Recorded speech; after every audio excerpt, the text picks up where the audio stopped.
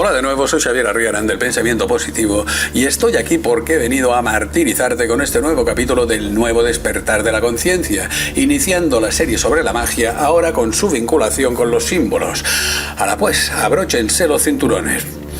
La visión del ser humano como un apéndice del autoerigido paradigma del evolucionismo científico es una invención muy reciente, lastrada por innumerables incongruencias, contradicciones, inconsistencias y falacias, basada en un soporte que ni la propia ciencia puede ya sustentar: el tiempo real, la historicidad cronológica. Desde que somos seres autoconscientes, nos hemos sumergido en estados y creencias que van más allá de la realidad cotidiana, del mundo tangible. Se le ha llamado de mil formas: chamanismo, brujería, hechicería, esoterismo, ocultismo, simbología y, en suma, magia, aunque en un principio fuese de la mano de la religión. Pero el conocimiento de las posibilidades inauditas y accesibles al ser humano, que mal llamamos magia, nos ha sido sustraído desde el inicio de las civilizaciones, primero por la apropiación en exclusiva de los gobernantes y en nuestro tiempo por la burla y el descrédito alentado por esas mismas élites. El olvido de conocimientos profundos se nos ha impuesto por la superposición de creencias en dogmas científicos, muchas veces sin sustento real. Como ya dije en otro vídeo, la ciencia no es el problema, es un lógico avance en el desarrollo humano, pero no así la utilización manipulada que de ella han hecho las jerarquías dominantes. La tan conocida teoría cuántica, a partir del famoso experimento de la doble ranura de Young, nos dice que una partícula subatómica solo se comportará como una unidad localizada, como materia, si la conciencia de un observador la enfoca. Hasta ese momento será una onda de energía en toda ubicación imaginable. No existirá como masa física. O dicho en Cristiano Paladín, la realidad es generada por el observador, o mejor aún, la realidad reside en aquel que por tal la tiene. Pero de nuevo, esto ya lo sabían nuestros antepasados y también sabían que tal como existe esta realidad podemos percibir otras. La dificultad estriba en romper el filtro reductor de los sentidos, en traspasar el velo que nos encierra en esta percepción, en nuestro reino animal de la tercera dimensión. Muchas tradiciones ancestrales describen unos cambios cíclicos enlazados indisolublemente que van ascendiendo hacia nuevos estados llamados habitualmente eras, en ciertos casos coincidentes a pequeña escala con el lento bamboleo planetario conocido como precesión de los equinoccios. Para ellos, un cambio evolutivo sin estar encadenado al tiempo lineal y continuo que es común al humano moderno. Quizá el nombre que más se acerque al sentido profundo de este saber sea la rueda del tiempo, el ciclo que retorna ascendiendo, como un fractal que al expandirse va repitiendo el mismo patrón pero a una escala superior, y que al cambiar el diseño en la parte más diminuta se replica progresivamente hasta convertirse en la más grande, la ascensión hacia un estado más elevado. Pero la ciencia oficial, en un burdo adoctrinamiento hacia la ley del más fuerte, ha intentado desviar nuestra atención del verdadero conocimiento y nos ha impuesto un sistema de creencias basadas en la evolución darwinista, apoyada por los estamentos jerárquicos del poder. Sistema que pretende confundir una interpretación falseada de la naturaleza con una especie de sociedad de libre mercado capitalista, que los más fuertes tengan el derecho natural del dominio y el control. Todo engarzado sobre la piedra angular de la competencia, que ahora santificamos hasta la demencia como competitividad. El todos contra todos que tanto ha beneficiado a la perduración de aberrantes sistemas de sometimiento e injusticia. Da la impresión de que los creadores de esta teoría nos quieren decir que la evolución los dotó de un mecanismo que conecta su cerebro con el esfínter, porque cada vez que piensan la cagan. Perdona la ordinariez, quería decir alivian el vientre. El darwinismo va más allá de Darwin. Él solo fue la excusa para iniciarlo, y hay que entenderlo en su contexto histórico. El calvinismo victoriano del siglo XIX, con su moral puritana, represiva y retrógrada, en medio del esplendor del Imperio Británico y la Revolución Industrial, con su brutal e inhumana distribución de poder. Darwin era un naturalista aficionado. En realidad tenía una licenciatura en artes que abarcaba campos del naturalismo o la teología, entre otros, con ideas políticas reaccionarias, acordes con su clase social y su época, y ferviente defensor de la eugenesia, la eliminación de los seres humanos defectuosos o inferiores, ideas precursoras de las teorías exterminadoras y racistas nazis. Como ejemplo, esta frase es suya: Los miembros débiles de las naciones civilizadas van propagando su naturaleza con grave detrimento de la especie humana, como fácilmente comprenderán los que se dedican a la cría de animales domésticos. Este es Darwin. Incluso a las personas con algún tipo de deficiencia mental ni siquiera los llamaba locos, los llamaba directamente imbéciles. Para que te hagas una idea del pensamiento de Darwin, el nombre completo de su famoso libro, El origen de las especies, era, apunta, acerca del origen de las especies por medio de la selección natural o la preservación de razas favorecidas en la lucha por la vida. Fuera caretas, toda una declaración de intenciones. Tal fue su inconsistencia, basada en especulaciones, que tuvo que reeditar 7 veces el libro debido a las críticas científicas que lo invalidaban, readaptándolo gracias al asesoramiento de principalmente 3 profesionales: el botánico John Hooker, el geólogo Charles Lyell y el zoólogo Thomas Henry Huxley, que era conocido como el perro guardián de Darwin. El resultado final, en gran parte, no era de su autoría. En la actualidad, sus tesis han sido rebatidas y rechazadas por muchos científicos independientes, aunque no así por los estamentos oficiales. Vamos, por las jerarquías, que son las que mandan y las que salen en los medios de comunicación, las que nos dicen qué es cierto y qué no, las que nos ordenan en qué creer. Algo muy a tener en cuenta es que quienes promueven estas ideas de la supremacía del más fuerte siempre han estado en lo alto de las jerarquías, en este caso científicas y políticas. Y claro, por eso deben seguir arriba, porque lo merecen por una ley natural apoyada por ellos mismos, faltaría más. En una evidente manipulación, intentan dar razón a la permanencia de las estructuras jerárquicas que mantienen sojuzgada a la humanidad. Según ellos, es la propia naturaleza la que les confiere ese derecho. Lo cual es rotundamente falso. Nuestra ascensión evolutiva se lo indica. No somos bestias luchando por dominar a nuestros semejantes, al menos los que somos humanos. Solo degradándonos en la inhumanidad nos acercamos hacia sus tesis, y ese es el camino por el que nos quieren llevar. Las teorías evolucionistas oficiales se basan en falsedades fácilmente rebatibles. Lo más llamativo es que diversas ramas de la ciencia se contradicen entre sí, no pueden encajar todo el batiburrillo sin que se note, pero inexplicablemente, es una manera de hablar, no se rectifican unas a las otras. Si algo no encaja, sencillamente se silencia, se censura o se mira para otro lado, no sea que se vaya a desmontar el chiringuito, no toques nada. Y lo hacen desde el principio.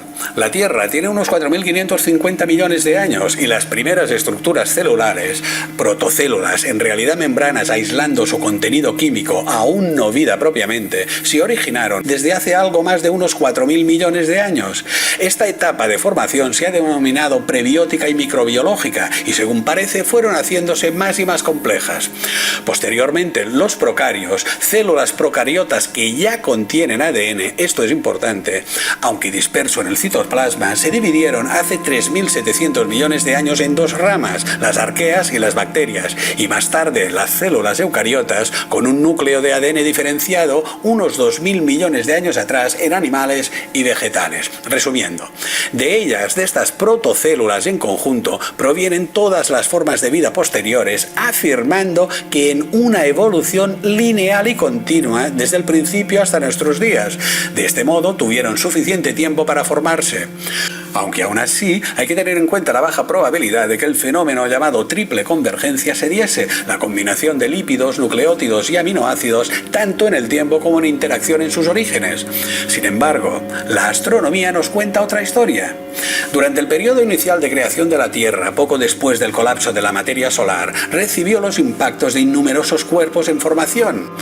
Es el llamado período del bombardeo intenso tardío, y que aconteció hace entre 4.100 y 3.800 millones de años, casi exactamente el mismo tiempo teórico de formación hasta las primeras células con ADN.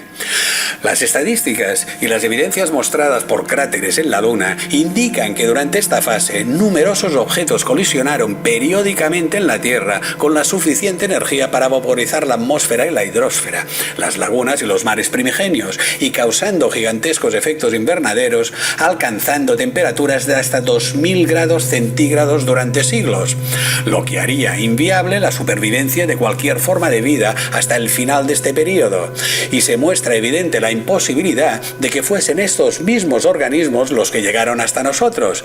Si se tuviesen en cuenta estos datos, se debería reescribir la historia biológica de la Tierra comprimiendo muchísimos millones de años.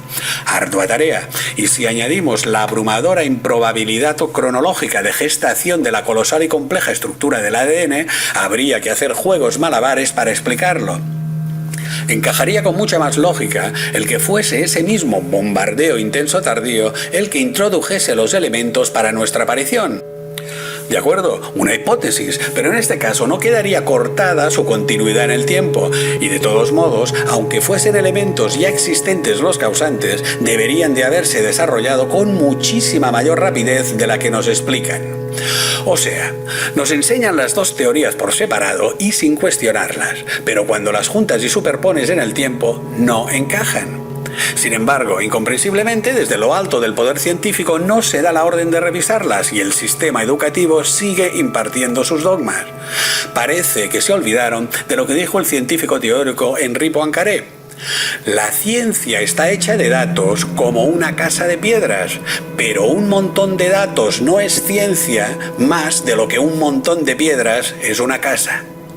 Y si no están organizadas y colocadas, seguirán siendo un montón de piedras por más que nos las quieran vender como una casa.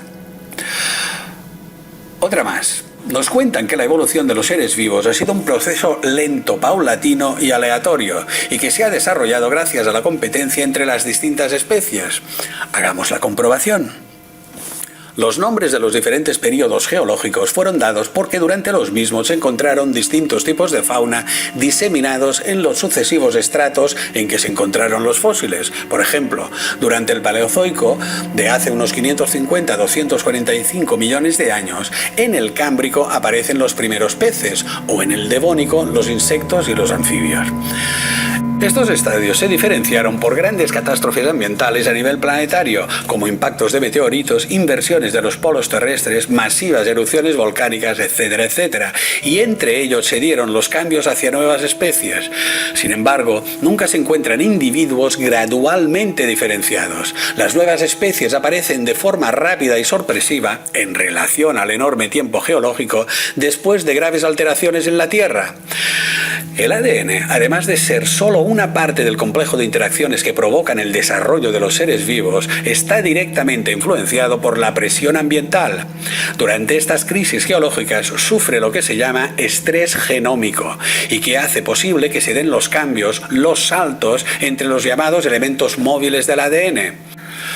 Pero se ha comprobado que en estos casos no lo hacen de manera aleatoria. Siempre se mueven hacia determinadas zonas en el genoma, los llamados puntos calientes o hotspots, siguiendo algún tipo de esquema preconcebido recurrente y comprobable, y que son los que generan las variaciones en la morfología que originan nuevos especímenes. El darwinismo confunde la microevolución, en realidad desarrollos demográficos, pequeñas adaptaciones dentro de una misma especie, con la macroevolución, transformaciones de las estructuras entre especies. Por ejemplo, el paso de los cinodontes a los mamíferos. Cinodontes, esta me la he currado. En contra de la versión oficial darwinista de procesos lentos, acumulativos y condicionados por la competencia y el azar, los verdaderos cambios, las nuevas especies, se originaron de forma abrupta, en periodos relativamente cortos de tiempo y motivados por brutales presiones ambientales, y los cambios genéticos que provocaron se hicieron siguiendo un patrón. Otra vez, más de lo mismo. Ahora bien, cuando llegamos a la aparición del Homo sapiens, ya es de traca, o el despelote da lo mismo. Sí, ya sé que no es lo mismo traca que despelote, vale, pero tengamos la fiesta en paz, que yo no me meto contigo, ¿de acuerdo? Al no tener cómo demostrar el por qué o cómo ocurrió, aún hablan del eslabón perdido, que ya debe estar gastado de tanto usarlo como excusa, y teóricamente es el que está más cerca de nosotros y con mayores evidencias fósiles, el que con mayor conocimiento de causa deberían poder explicar. El paso de primates homínidos a seres con capacidad de pensamiento abstracto es otro misterio, uno más ante el que el poder dominante corre un túpido velo. No hay más intento de explicación que el de haber dejado las manos libres al habernos puesto de pie caminando erguidos como homínidos. Al tener una mano prensil, herencia de nuestro pasado primate, y poder servirnos de ellas para coger cosas o comer, empezamos a utilizar la pinza de presión, el pulgar contra el resto de la mano, agarrando, y la pinza de precisión, el pulgar contra uno o varios dedos de la misma mano, manipulando. De ahí proviene, sin ir más lejos, manipular, manipulador, mañoso o mañaco, que sería tener maña con las maños, o mañaco sexual, que sería tener maña con... bueno... mejor sigamos.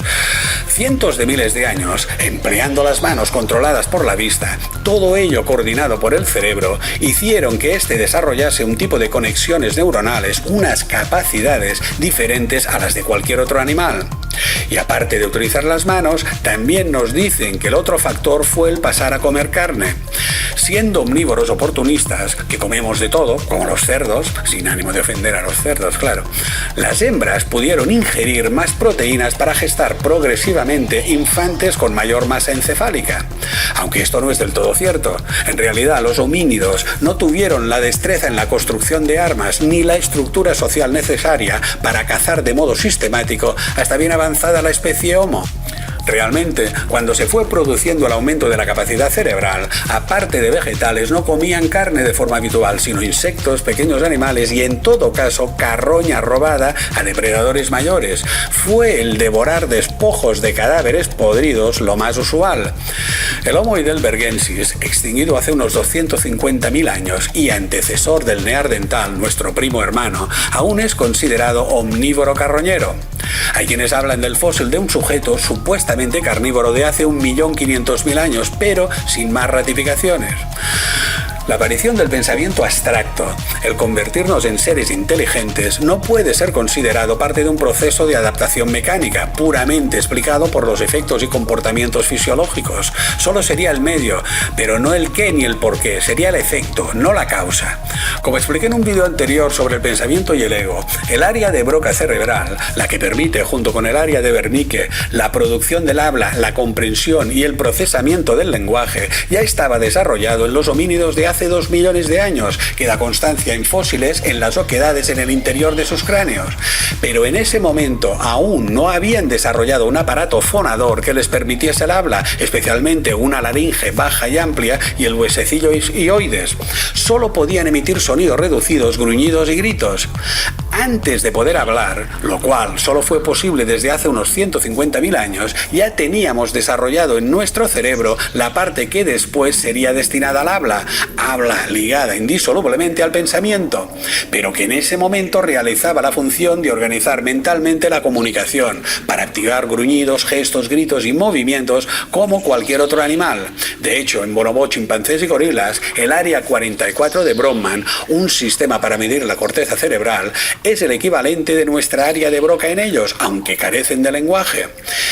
Es relativamente normal el que órganos que surgen para determinada función acaben realizando otra. Es la llamada exaptación, como el que surgiesen plumas en algunos dinosaurios como aislante térmico y acabasen millones de años después sirviendo para volar.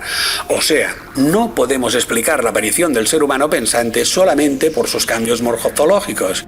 Y básicamente eso es todo. Mira si es fácil hacer humanos, un poco de carroña y usar las manos. O sea, comer mierda con las manos.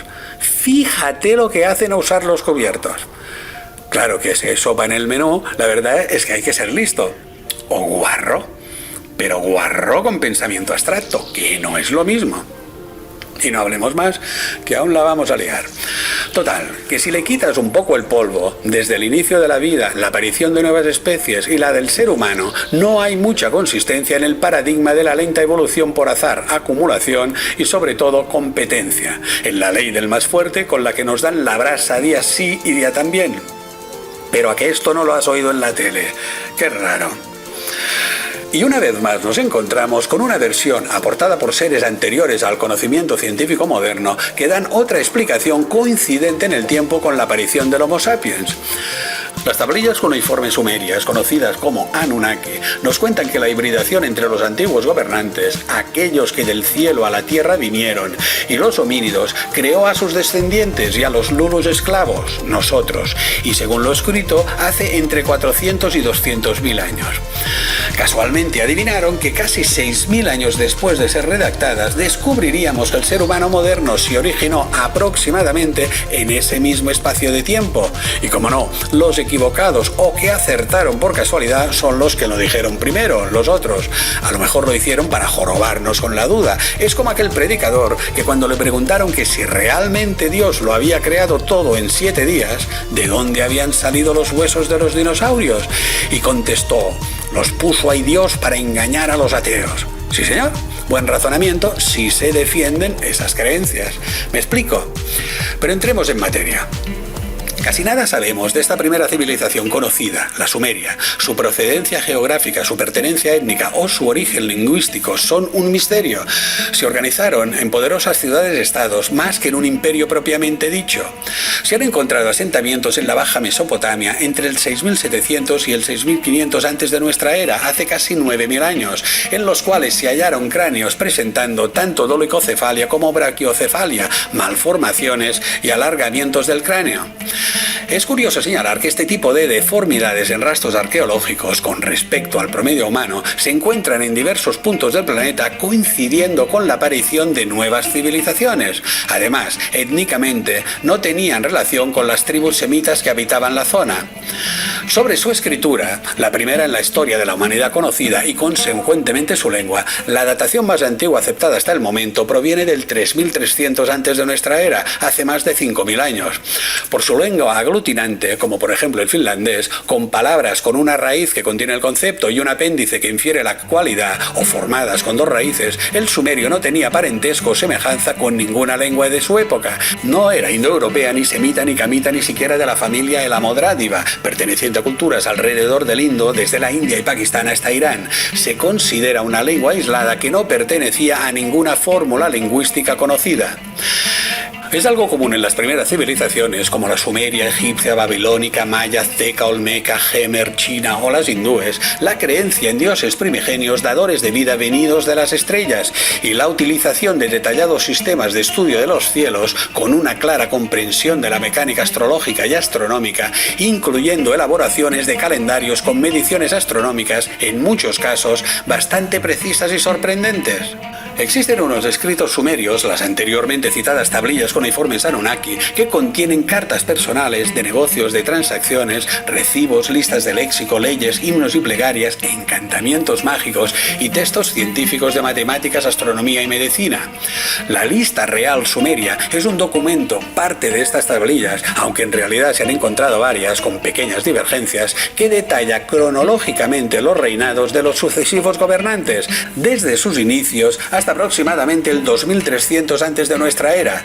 Según la lista, fueron 134 reyes que gobernaron en 11 ciudades a lo largo de eones. La mayor parte son considerados mitológicos, pues no hay constancia arqueológica de ellos, además de estar datados cientos de miles de años atrás, aunque llegado a un cierto punto empiezan a coincidir con la historia, a partir de Megabaresi de Kish, mencionado en otras inscripciones, o el ya aceptado como histórico Lugalzagesi de Uruk, aproximadamente del 2350 al 2318 antes de nuestra era. En la lista encontramos que el primer rey descrito fue Adapa, también mitificado como Adán, el primer hombre, el hijo de Enki, que es llamado rey Alulin. Enki, su hermanastro Enlil, el terrible, y que personificaremos más adelante como Satanás, aunque posiblemente sea en realidad Yahvé, cuidadín, fueron los hijos del rey padre Anu, o An, que reinaba en los cielos, o mejor, las estrellas, y que vinieron a la tierra, la primera trinidad divina. Toma rollo patatero. Si consideramos sus medidas principales para largos espacios de tiempo, los Sars o 3600 años y los Ners o 600, gobernó hace 453.600 años, según ellos, antes del diluvio. Y lo hizo durante 28.800 años. En la lista, los 10 primeros reyes antediluvianos gobernaron cada uno por largos periodos de hasta 43.200 años. Desde Sumeria se desplegarán una red de culturas, dinastías, mitos y dioses que irán cambiando de nombre a medida que se vayan desarrollando. A partir del 3000 antes de nuestra era surgirán otras civilizaciones como la egipcia, la china o la del Valle del Indo. Y paulatina y progresivamente, estos dioses gobernantes, supuestamente venidos de las estrellas, van a ir dispersándose y desapareciendo convenientemente en la bruma de la historia oficial desde hace unos 3000 años. Y con ello se inicia el rastro que podemos seguir de los conocimientos secretos, de la magia establecida formalmente. Es absurdo negar la evidencia del uso de sus símbolos durante milenios. En principio, no entraremos a valorar si son creíbles o no, sencillamente seguiremos su pista. Símbolos primero enmascarados en los mitos de la religión, el Matrix o juzgador, posteriormente en las representaciones ocultistas secretas, muchas de las cuales han llegado hasta la actualidad, y finalmente en los logos de corporaciones, empresas y toda clase de organismos de poder. Y todos nos llevarán en un modo u otro al origen, a los primigenios creadores del rebaño humano, hacia aquellos que del cielo a la tierra vinieron. Sigamos pues atando cabos, uniendo puntos, encajando piezas en el rompecabezas. Y no se me ocurren más metáforas. Como ejemplo del uso y manipulación de las imágenes simbólicas de los dioses, tenemos a la tan utilizada Semiramis en los logos y representaciones actuales como en Columbia Pictures o la Estatua de la Libertad. Semiramis, aparte de diversas interpretaciones mitológicas y pseudohistóricas, fue el símbolo de la personificación posterior de Ninhursag, la primigenia diosa de la fertilidad, también llamada, entre otros nombres, Ki, y que según nos cuentan las tablillas sumerias, fue la creadora de los híbridos de homínidos con Anunnakis hace cientos de miles de años, sus descendientes y futuros gobernantes. Aunque al parecer había dos niveles de hibridación, los puros, del cruce de los dirigentes con hembras humanas, y nosotros, por medio de experimentación, sus esclavos. De ahí proviene el histórico interés entre los poderosos de preservar su exclusividad genética, su pureza de sangre. Pero ese es otro tema que ya desarrollaremos más adelante. Para que entiendas cómo funciona esto del traspaso de los mitos, digamos que la antediluviana Ninhursag se convirtió en la Inanna sumeria, la Semiramis babilónica, posteriormente Istar, Astarte en Fenicia, Isis en Egipto, que a su vez los griegos llamaron Afrodita, los romanos Venus, y finalmente, por obra y gracia de Constantino, convertida en nuestra Virgen María. En realidad hay muchas más, pero con estas te bastan, ¿no? Así va la cosa. Semiramis fue representada como pez y como paloma, al igual que su esposo, el también mítico Nimrod, el dios pez Dagón, del que incluso habla el Génesis, aunque en esta versión no de ella. Hay que recordar que en los textos bíblicos originales, de los que tratamos en el vídeo de las religiones, en el Génesis de la Torá hebraica, el primero, cuando Yahvé crea al hombre, en realidad lo hace en plural. Dice, y se creó al hombre a nuestra imagen y semejanza. Curioso, ¿verdad? Como paloma mensajera de la concepción y la vida, observa que con esta interpretación también fue utilizada como símbolo del Espíritu Santo. Semiramis significa portadora de la rama, del acadio ce, el, emir, rama y amit, portadora. Cuando la paloma regresa con una rama de olivo al arca de Noé, dando aviso de que pueden volver a tierra firme después del diluvio universal, está simbolizando el retorno de los gobernantes creadores, aquellos que del cielo a la tierra vinieron después de la última gran glaciación, y así volviendo a empezar las civilizaciones, las únicas que nos serán mostradas en la historia por el poder jerárquico. Esta glaciación es conocida como el Dryas reciente, de hace entre 12.900 y 11.500 años. Una hipótesis habla del impacto del cometa Clovis o de su explosión en la atmósfera, pero con cometa o sin cometa, como diría la REME, hay evidencias geológicas de que después de ser carbonizadas grandes extensiones en el hemisferio norte, empezó este periodo frío, con grandes cambios y cataclismos como inundaciones y subidas del nivel del mar. Y por cierto, ¿has oído hablar de la leyenda de la guerra nuclear entre la Atlántida y Lemuria que destruyó sus supuestas civilizaciones antediluvianas hundiendo bajo las aguas sus territorios? Aunque según la historia oficial sean narraciones mitológicas, coinciden cronológicamente con estos acontecimientos. Otra extraña casualidad que curiosamente encajaría con lo que hemos descubierto muy posteriormente. Más madera. Yo por supuesto no afirmo nada, no me mojo el culo por nadie, ya sabes que soy muy cobarde, ¿para qué nos vamos a engañar? Pero bueno, te dejo los datos. Para que no quepan dudas sobre sus intenciones, a las imágenes actuales de Semíramis les han añadido otro de sus principales símbolos, la antorcha, la llama de la iluminación para los elegidos negada al resto de los mortales. La antorcha encendida representa el dios Sol, el conocimiento y la iluminación, cuyo más conocido mito es el titán griego Prometeo, aunque también solo es uno más de la larga saga de los ángeles caídos, como los Nefilim bíblicos, Belial, Azazel, el que tú ya sabes, y muchos otros. En la Estatua de la Libertad, erigida gracias a la fundación en París de la Unión Francoamericana Masónica en 1874, está casi todo: Semíramis, el dios solar en su cabeza y la antorcha. Es un compendio de creencias de la hermandad babilónica, la masonería y la orden de los perfectibilistas llamados Illuminati. Una auténtica orgía simbólica del poder en las sombras. Y fíjate qué escondida y en secreto la tienen. Burlándose soberbiamente frente a nuestros ojos, nos está diciendo: os gobernamos, borregos. Es lo que hay. Si hacemos un recuento de sus símbolos en el mundo actual, encontraremos numerosos ejemplos: la pirámide, el ojo de Horus, el búho o Tammuz convertido en Moloch Baal, el pentagrama, el hexagrama, el número de la bestia, el obelisco, innumerables dioses paganos y muchísimos más. Aquí sí que he tenido que poner el freno. Siempre intento hacer un resumen de todo lo que tratamos, ser lo más escueto posible, aunque sé que pueda parecer lo contrario. Pero cuando empiezas a buscar ejemplos de los mitos, es increíble la innumerable cantidad de ellos. Necesitaría horas y horas, y va a ser que no. Tampoco podemos entrar en la explicación del significado profundo de todos ellos. Es aún más intrincado, sobre todo cuando entramos en numerología y geometría sagrada. Por lo tanto, lo trataremos de un modo rápido y simplificado. Quizá en próximos vídeos podamos hacerlo según los casos de manera individual. Pero ten presente algo muy importante. Incluso con la explicación simbólica Illuminati, cuando crees descubrir lo que en realidad subyace tras ellos, estás de nuevo frente a otra interpretación, como la cristiana, la budista o la metafísica. Es solo una etiqueta, otra capa del Matrix. El símbolo es el soporte físico de un conocimiento más allá de lo físico. Es el circuito de transmisión de una información de energía que se manifiesta en este plano de realidad. Es la representación que trasciende a lo material. El símbolo es la conexión entre el observador y lo observado, siendo lo observado aquello que no podemos percibir con los sentidos. Tras el símbolo solo existe energía que puede ser utilizada o utilizarnos, como por desgracia es más común.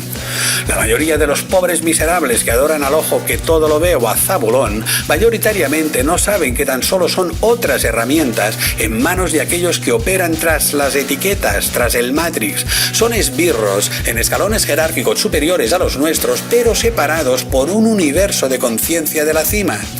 En verdad, deberíamos sentir lástima por ellos. Vendieron su alma por un ilusorio poder en esta realidad en la tercera dimensión, pero pagando un precio terrible, precipitándose en la cima de la inhumanidad, separándose del camino humano y convirtiéndose en esclavos en un reino que no les es propio, y de este modo perdiendo contacto con el nexo que les podría llevar hacia su ascensión evolutiva, rompiendo con su naturaleza humana. Su despertar será cruel. Algunas culturas chamánicas dicen que los que pactan con estas entidades quedan atrapados en un mundo más allá del nuestro, tras las líneas paralelas de la percepción, en el reino de los seres inorgánicos. Vale, suena mucho a infierno y purgatorio, pero queda chulo, ¿no? Y nosotros, haciendo uso del potencial que poseemos, no podemos dilapidar nuestro precioso tiempo de existencia en este mundo en odiarlos. Es una pérdida estúpida de energía. Odiar a alguien es como beber veneno esperando a que se muera el otro. Es de idiotas. Es lo que nos han hecho hacer durante milenios, lo que nos ha mantenido amarrados al Matrix. Nuestro odio, nuestro miedo, nuestra violencia son su alimento. Tal comportamiento no nos conduce a ningún sitio, porque la historia nos muestra cómo tras interminables ríos de sangre solo han cambiado las etiquetas, los nombres de quienes ostentan el poder. Hemos actuado como un rebaño de zombies embrutecidos.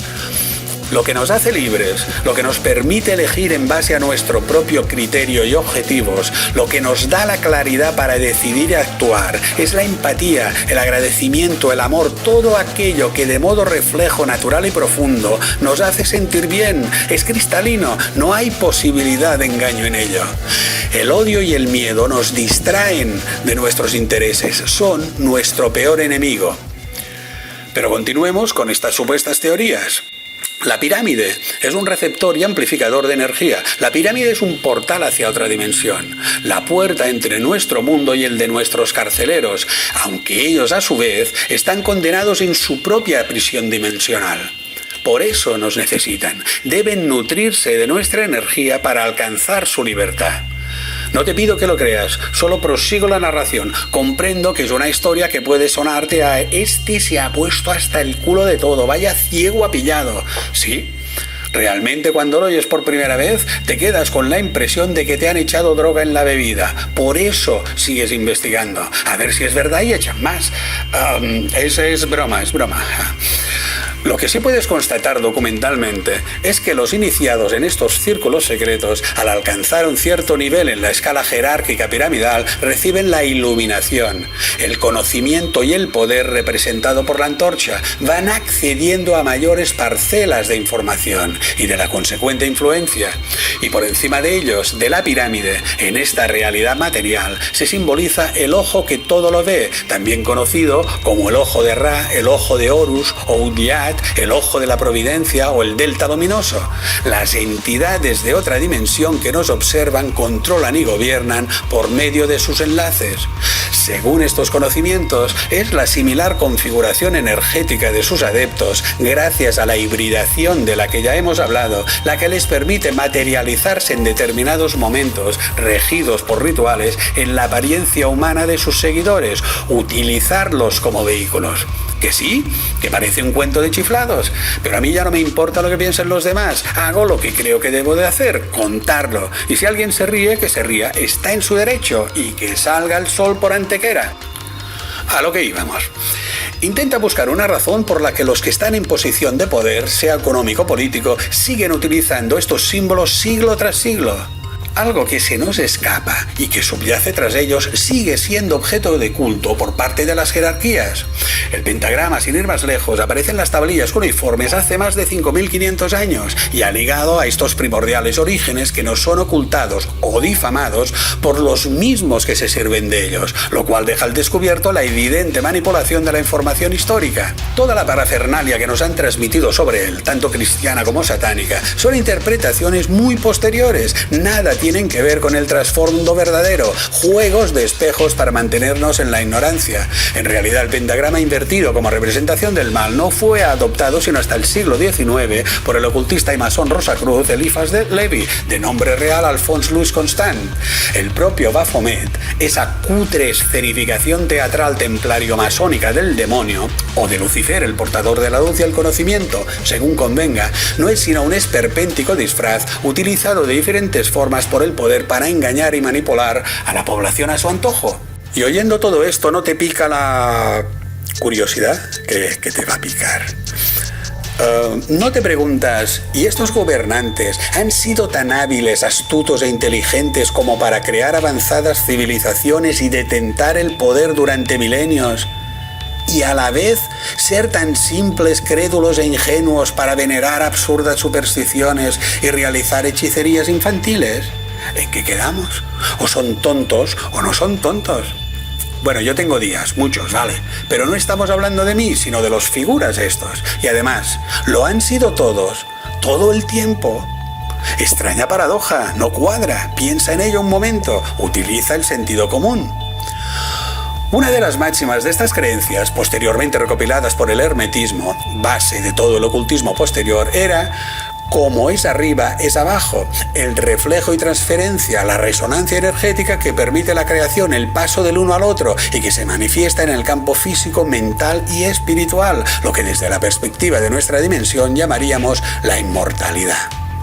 La medicina, que en un principio estaba ligada a la magia, o mejor, a los procesos de control de la energía, está representada en la actualidad por el caducio de Mercurio, en realidad confundido con el bastón de Esculapio, el que siempre la ha representado. Pero el símbolo del caducio es otra transformación, en este caso del original, el de Enki, el hijo del dios nuestro sumerio Anu. Enki, junto a su hermanastra y consorte Ninursak, crearon al hombre por hibridación, escrito está, moldeando al hombre con arcilla, ¿te suena? Por eso la representación de Enki personifica la ciencia médica. Y aquí tenemos, retrocediendo en el tiempo, a Anu, el dios padre, Enki, el dios hijo, y Ninhursag, la diosa madre. Desde el principio, tres eran tres. Pero quizá el símbolo que por más tiempo ha imperado en nuestra cultura sea la de la cruz. La rueda solar y la cruz van unidas y aparecen desde los inicios de las civilizaciones. Podemos retraernos hasta el símbolo del dios padre que reside entre las estrellas, nuestro sumerio Anu o An. Nuestra cruz proviene, en la última instancia más cercana conocida, de la cruz egipcia llamada Ansada o cruz de Ankh. Por cierto, de ella también se deriva, al unirse con el símbolo de la diosa romana Juno, el tetragrama de Jano, el dios de las dos caras, del principio y del fin, que portaba las llaves del tiempo. Y el tetragrama de Jano fue el modelo que usó el emperador Constantino para copiarlo como símbolo cristiano del crismón. El tetragrama de Jano, como anteriormente lo fueron el disco de Anu sumerio o la cruz Ankh egipcia, significaba la causa inicial de todas las cosas o el ser supremo. Estaba configurado por las 4 letras griegas alfa, rho, chi, que fue derivando en K, y omega, formando la palabra arco, que significaba el ser primero, el que gobierna el mundo. Era la invocación simultánea del aliento de Dios y su luz. Para justificar su cristianización, los poderosos utilizaron las 2 primeras letras del nombre de Cristo en griego, sin poder hacerlo con el resto, siendo chi la C y Rho la R. Y al no poder acreditar el significado de las otras 2, el alfa y el omega, la primera y última letra del alfabeto griego, la Iglesia dio el significado de que Cristo era el alfa y el omega, el principio y el fin de todas las cosas. Una explicación bastante chapucera y rudimentaria, aunque parece que les funciona muy bien. Pero volviendo a la cruz de Ankh, en realidad la llave de la inmortalidad está formada por la parte que es asida, determinando su propiedad y uso, y por una línea que llega hasta ella, cruzada por otra horizontal. El círculo, el sol, la línea horizontal, la tierra, y la vertical, el cielo. El cielo, todo cuanto está más allá y existe, asciende y se comunica cruzando la tierra, el ciclo de vida material y mortal, como es arriba, es abajo, para trascender los misterios alcanzando el sol, el creador, el conocimiento y la iluminación. El símbolo pasa a ser señal de la divinidad intemporal entre quienes conocen su secreto.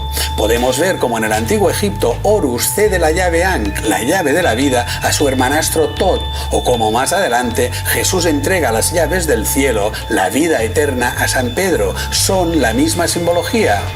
Aunque parezca diferente, otra visión, pero de cariz sexual, también es profusamente utilizada, pero en definitiva es la llave mágica del sello de la vida eterna, que es más que mucho tiempo, ¿o no? Pero si afinamos un poco más, la cruz de Ankh está formada por el círculo, el sol creador, y por el símbolo anterior del dios babilónico Tamuz. Su representación era conocida como la cruz de Tau, en forma de la T mayúscula de Tamuz, por la letra caldea Tau, y también fenicia, griega y hebrea. ¿Y quieres oír una de buena? Esto no lo dice la Biblia, claro, pero según la versión acadia, hay muchas versiones, la madre de Tamuz fue nuestra querida Semiramis, pero no te lo pierdas, tuvo un hijo, el ya mentado Nimrod, y ¿sabes qué? Luego se casó con él. ¡Hala! Y no acaba aquí la cosa. Cuando le mataron al marido, al Nimrod, para hacer creer que realmente era un dios y ella poder seguir manejando el cotarro, se lo hizo a escondidas con no sabemos quién, un sacerdote, dicen. Y entonces quedó embarazadísima de Tamuz, supuestamente por su marido inmortal. Uséase, hizo creer que concibió milagrosamente por obra y gracia del finado que estaba en los cielos, como otra que yo me sé. No me digas que no tiene morbo esto de los mitos. Yo es que alucino a colores. Hoy en día se habrían hinchado a ganar pasta dando exclusivas en las revistas del corazón. Esto no lo superan ni la Paris Hilton ni la Lady Gaga juntas. Y mira que son brutas las dos. Y si te has dado cuenta, volvemos a tener a Nimrod, el dios padre, Semiramis, la diosa madre, y Tamuz, el dios hijo. Otra trinidad, Iván, y hasta llegar a la nuestra aún quedan unas cuantas muchas. Y suerte que eran dioses mesopotámicos, porque si hubiesen aparecido en Aragón serían los babilónicos. ¿Te has fijado que cuanto más tiempo estoy hablando, más tonterías digo? Habrá que ir acabando, o me pondré más en evidencia. ¡Qué vergüenza! Y eso que no la uso, la vergüenza. Centrémonos. Desde niños aprendemos a obedecer, aprendemos a comportarnos para agradar, para satisfacer a los demás, para ser premiados o para no resultar castigados en caso de no alcanzar las expectativas que los otros han puesto en nosotros, sean padres, amigos, maestros y la gente en general. Empezamos desde el principio a confundir la representación de papeles dirigidos por y para otros con el hecho de existir. Aprendemos a encajar en la sociedad, a no ser rechazados. Necesitamos gustar a los demás, afirmarnos frente a los demás, formar parte del grupo. La vida solo se entiende por la aprobación de los otros y cada circunstancia es transformada en un papel en la obra, una máscara, y la representación se convierte en nuestra forma de vida. Y llega el momento en que la superposición de papeles y máscaras está tan enraizada en nosotros que lo llamamos realidad. Para entonces ya nos hemos convertido en seres adultos, miembros de pleno derecho del Matrix. Quien busca la sabiduría dice: conócete a ti mismo, pues no es fácil desaprender lo aprendido en la maraña de sinrazón y comprender quién eres. Porque el ser humano ha perdido contacto con su verdadero yo y ya no mira hacia su interior. Su vida se proyecta hacia afuera, hacia el espejo que refleja su mundo interno, hacia su mundo de representación ajena, de la escenificación del pensamiento de otros, porque ha extraviado el recuerdo de su grandeza, del ser profundo capaz de generar y proyectar su propia imagen, y sigue viviendo en la creencia de que el espejo es la realidad y queda encerrado en el Matrix exterior dentro de su cárcel mental. Y ahora es cuando enlazamos con el tema de este vídeo, Matrix, cuyo propósito es congelar el ciclo inherente propio a la naturaleza humana, petrificarnos y mantenernos encadenados a un estado de inhumanidad, de competencia y sometimiento a creencias ajenas. De este modo pueden utilizarnos como sustento y medio para sus propios fines. Esa es la encrucijada en la que nos encontramos. Y es absurdo presentarnos como víctimas, quejándonos con un lamento que solo los verdugos oirán. Quien piensa como una víctima se convierte en la presa. Libérate y abre los ojos a cuanto te rodea. No somos culpables, olvídate de lo que te han enseñado. Como seres autoconscientes somos responsables. Asumir la responsabilidad de tu propia vida y tu realidad es despertar a la verdad, y empieza por no mirar a otro lado ante estas evidencias. Y conforme me voy acercando al final de este vídeo, se va tornando atronadora una idea que resuena en mi cerebro, aumentando su suplicio a cada momento que pasa, atormentándome sin piedad ni descanso. Esta idea cruel y lacerante no es otra que: ¿hay alguien escuchándome? ¿Hay alguien? ¡Oh! ¿Estás ahí? ¿Te has quedado dormida o dormido? Ya estoy hablando solo otra vez, vaya por Dios. Tendré que acabar haciendo vídeos de perros que aúllan o de caídas tontas, yo qué sé, a ver si alguien los mira. Bueno, como ya estoy acostumbrado, seguiré hablando en voz alta. Espero que no me vea nadie. En el próximo vídeo ya entraremos a fondo en el tema de la magia, de verdad, con los brujos, el Kybalión, el hermetismo, las logias masónicas y todo eso. O sea, que vuelve a verme y habrá más. Soy Xavier Arriarán, del pensamiento positivo, tú no, y a ser buenos.